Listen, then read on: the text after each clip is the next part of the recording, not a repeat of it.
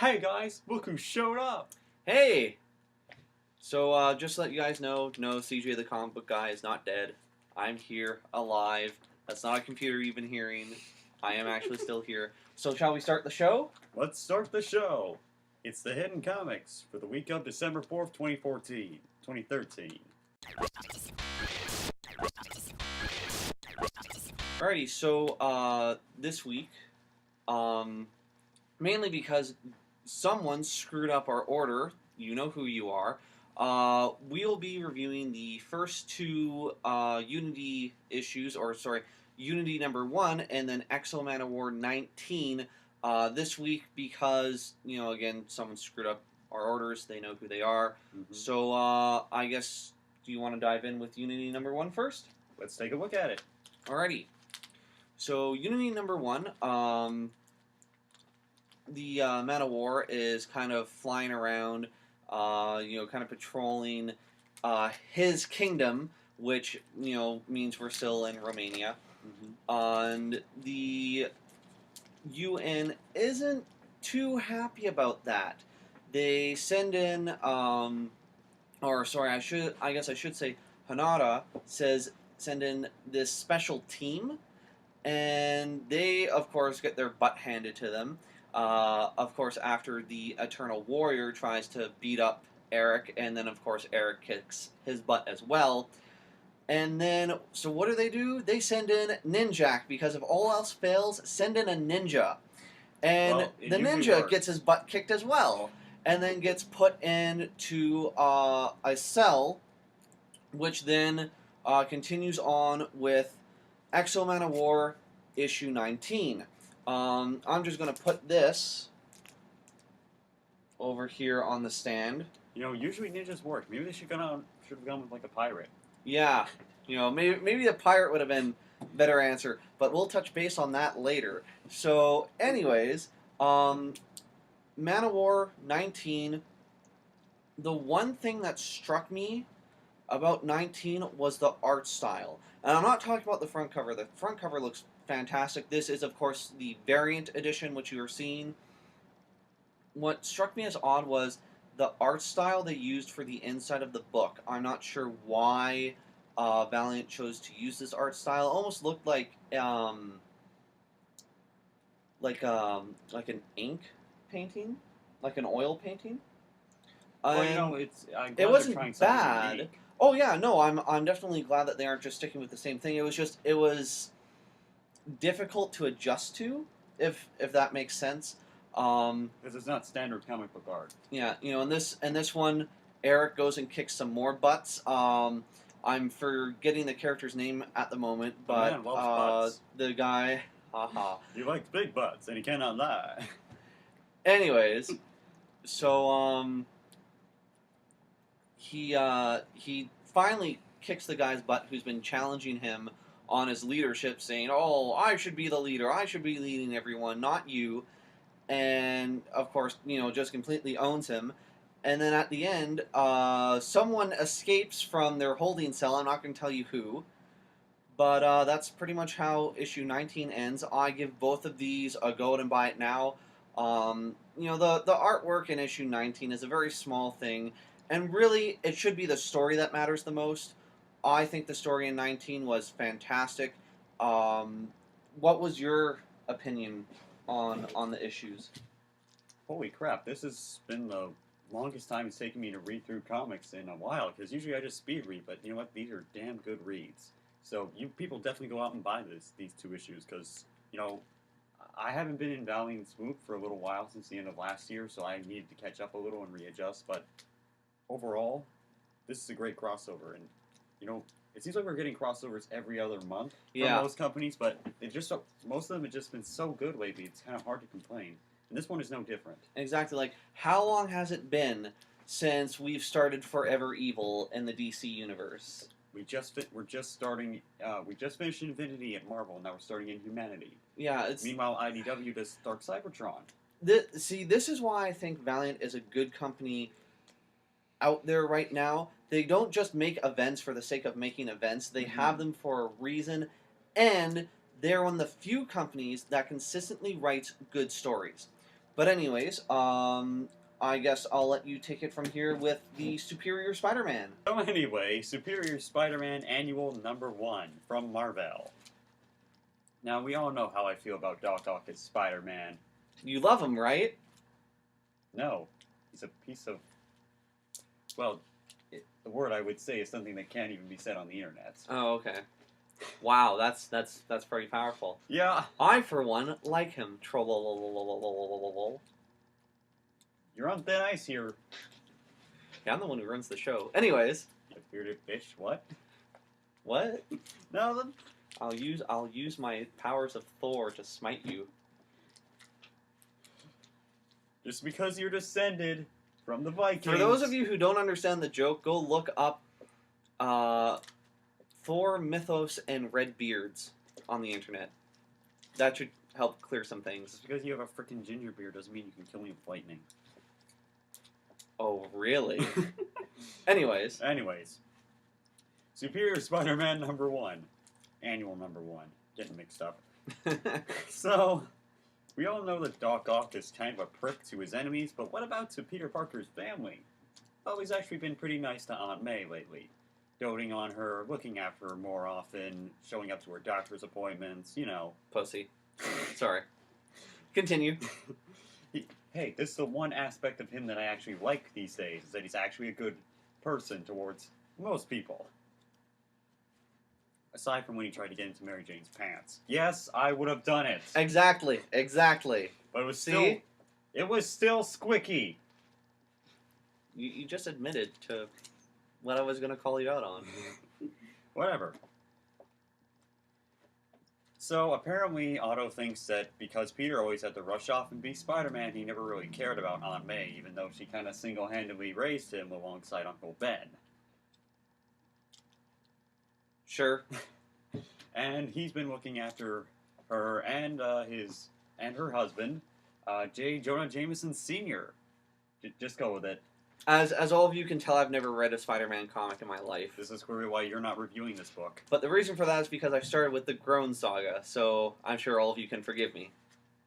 Poor bastard. Exactly. How could you start with that abominable piece of crap?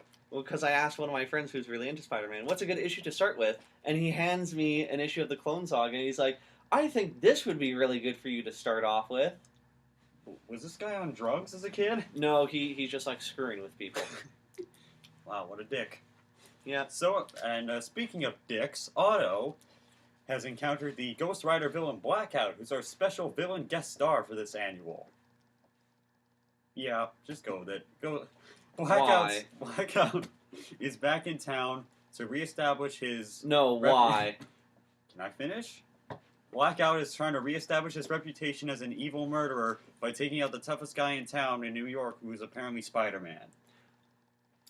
I have issue with this, Marvel. I have issue with this. He blew up freaking Shadowland. He killed a serial killer. No, in front of it's everyone. Spider-Man. It's Spider-Man. No. If he went around, like, started shooting little old ladies, okay, then I could see this. But no. You guys are pretty much becoming the Punisher in a spider No. Except the Punisher still has balls. No. Well, no, I'll give him this. At least he hasn't put on the Punisher costume and then put a fishbowl on his head. Look up Grant Morrison. You'll understand why I said that. Don't open up that can of worms right now, CJ. We'll be here all night. Anyways. So, Blackout kidnaps Aunt May and gives Spider-Man or Peter an ultimatum. Get rid of Spider-Man's tech so that I can kill him. And Peter decides, you fool, you have no idea who you're screwing with.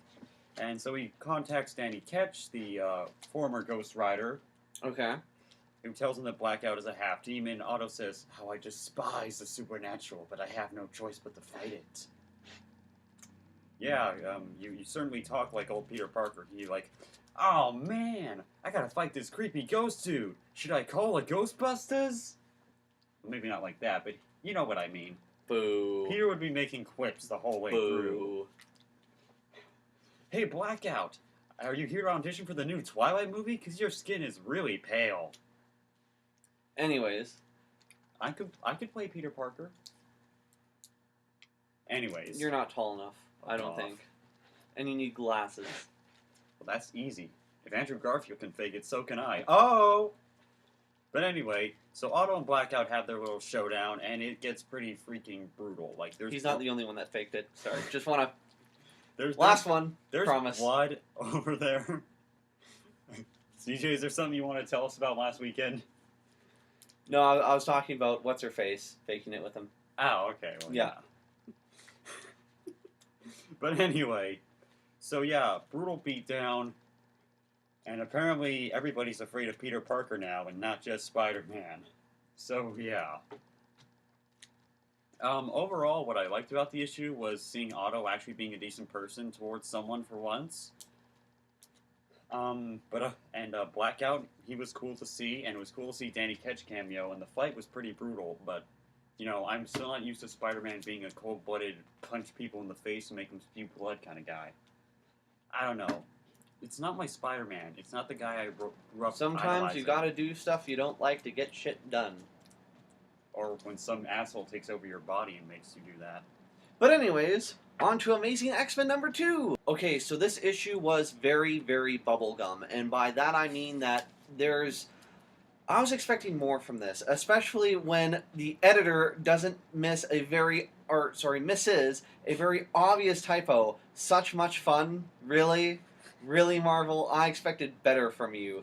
But anyways... So is Rob Liefeld writing under pseudonyms again? That's what I'm thinking, because I saw that and I was like, no. No. That doesn't work, Marvel. No. But anyways, so we see more glimpses of heaven, and we actually wind up going to hell as well. Storm, Bobby, or Iceman. Yeah, I know, perfect choice to send characters to hell, right? Iceman. But anyways, so Storm, Bobby, and I'm forgetting her name, Firestorm? Firestar, I think. Firestar, thank you. She's from the 80s Spider-Man cartoon. Yeah, she shows up and she's now a member of the X-Men, and She has been she's for like, a while. hey, I've come to be useless. She was also in the Avengers. Yeah. Storm's powers are completely useless because there's no weather in hell, and Bobby is melting, which is really weird. Well, no crap, because he's Iceman. It's molten Yeah. fire. And then he freezes hell over. So he actually got you laid? Or actually he got No, me he laid. actually got you laid, exactly. I was gonna say, I'm like, no, you have that mixed up. But anyways. Oh, Lord. We're back to being perverted again. It's as soon as you come in here. You're a bad influence on me, CJ. Yes! Anyways, so we get to see a little more of that. We find out that Professor X is actually in heaven, like any of us thought otherwise. And Dude, he of can course actually Patrick Stewart goes use to heaven. his powers to communicate to Wolverine, and Wolverine doesn't recognize his voice. It's like, no, how does that not work? Xavier has not been dead for that long. But anyways, so we find that out. Logan is not senile either. Yeah, exactly. And so we find out that Wolverine really gets wasted. called an angel, which made me laugh because it's Wolverine. But anyways, so He ain't no Wolverine angel. gets, yeah, exactly. And again, for the second time, Nightcrawler shows up at the end of the issue and does fuck all. I mean, this series is supposed to be about Nightcrawler, and I think he appeared more in issue 1. Well, he was on the cover in issue 1. Well, he's kind of on the cover in this one. You can see his tail. But anyways, he should be getting more appearances in his own issue, not less. I found this issue very frustrating. I want to give it a good ranking, but you know what? The writing was bubblegum. He shows up at the end and does nothing. Like, he's pretty much just like, hey, gonna go kidnap a pirate ship now. Stay tuned for the next issue where we draw this out even longer. Oh, Lord. If it does not improve by the next issue, I may just decide to drop it. Which sucks, because you've been looking forward to this for a while. Exactly. Like, I was one of the few people within my group of friends who were like, yes, Nightcrawler's coming back. And now, it's like, where's Nightcrawler? Like, give me a reason to buy this book, Marvel. Give me a reason. Marvel, you see, the problem is this book needs more Nightcrawler. You know? That actually wasn't too bad. Anyways, so I've been working on it. Harley Quinn. Oh man, I'm in love, CJ, with this issue. That is, but she is very nice looking in all the art styles. I know she's fictional, yes. I was about to say, I hate to break it to you, Noah, but I'd still hit it. you can always find cosplayers at Comic-Con. Dude, I don't that's so creepy. Gross. Is it any creepier than the guy who made body pillows with pictures of cosplayers on them? That's an actual thing. Go look it up. That's disgusting. Those are real people. That's an actual thing. Go look it up. Those are women with Go feelings look it up. and emotions and thoughts of their own. Yep, go look it up. Damn it, body pillows should only be for sexy anime characters. I'm going to ignore that and let you continue on with the review. 2 words. Love it. 17 different artists. Breaking the fourth wall. It's hilarious. So it's kind of like if Deadpool wasn't SpiderMan and had boobs? Yeah. Okay. But, you know, she's awesome. And she, you know, oh god, there's so many different art styles in here. It's like an orgy of artists, for lack of a better term. Oh my. And it's funny as hell. I mean, I laugh so much. You heard me chuckling and giggling while I was reading this. And now this is going to become a monthly series. So I'm really excited. It's about time Harley got the spotlight. There's one thing I will say about this issue. I miss the 90s costume. Really? Yes. Well, I know it's classic, and it was... I don't know if maybe it's just nostalgia or the fact that now she looks like a stripper, but... Well, she kind of looked like a stripper in that skin-tight jumpsuit. Yeah, but she at least looked like a classy stripper. I don't know. I'm grasping at straws One of those here. you have to pay like $400 for, not Yeah, one you exactly. give a nickel to and kick out your car a few seconds later. Ones that do like only private shows. In your But mother's anyway. basement. What? Well, you're living in your parents' basement. Oh, no, No, wait. actually I'm not. Oh, right. I wish I was because you it live had in a- more room. You live in just a tiny little room. Well, The things I do for my family. hey, it's for a good cause, so your sister can be closer to school. Yeah, my other sister's closer to getting a foot in her ass. But anyways. You're a good big brother, CJ. No, I'm not. At least the one who isn't, you know, a total bitch. Mm. I'm gonna have to cut that, aren't I? No, just censor it. Anyway, this has been the Hidden Comics for the week of December 4th, 2013. I'm CJ. Are you sure it's 2014? And really, so you're CJ, okay. Well, just to remind you, you have an episode due on Saturday. I'm Noah. And I'm CJ the comic book guy. I don't get a nickname. Well, you're kind of known as like Jesus, so Oh, what?